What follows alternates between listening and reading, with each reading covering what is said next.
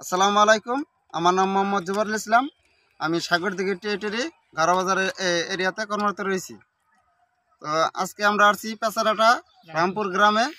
তো এখানে জুলাস ভাইয়ের জমিতে আমরা অটোক্রপ কেয়ারের ইকন আমরা প্রদর্শনী দিয়েছিলাম এবং এটার কি রেজাল্ট সেটা চাষি ভাইয়ের কাছ থেকে শুনবো। এবং ভাই, আপনার নামটা একটু বলেন। আমার নাম মোহাম্মদ জুলহাস, গ্রাম রামপুর। আমি এই গাছমারা মেডিসিন বাইক ইউকন কোম্পানি ব্যবহার করছি 6 দিন। রেজাল্ট ভালো পাচ্ছি, গাছ মরা ধরতেছে, রেজাল্ট ভালো। পাবলিক দেখতেছে, তারাও ব্যবহার করবে আর কি, আলাপ আলোচনা করতেছে। রেজাল্ট ভালো আছে ইনশাল্লাহ। আপনার এই ইকনটা দেওয়াতে কি আপনার ভুট্টা গাছের কোনো ক্ষতি হয় না? ভুট্টা গাছ ঠিকই আছে, কিন্তু গাছ মরতে চালে গেলে বরং আর ভুট্টা গাছ আর সতেজ হয়েছে এবং সবুজ হয়েছে। হ্যাঁ, ভুট্টা গাছে কোনো ক্ষতি হয় নাই। ভুট্টা গাছ ক্ষতি নাই, গাছগুলা সাদা সাদা হয়ে মারা গেছে, তবে আগাছা দুমন হইতেছে আর কি। ধন্যবাদ। হয়েছে।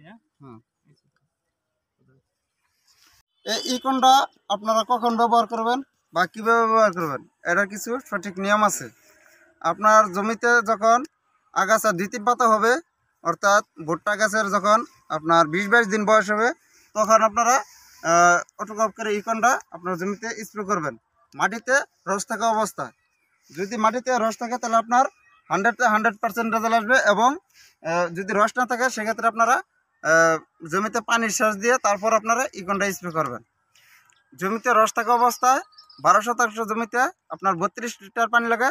আর যদি রস না থাকে সেক্ষেত্রে আপনারা 12% জমির জন্য 48 লিটার পানি নেবেন 100 গ্রাম ইকনের জন্য।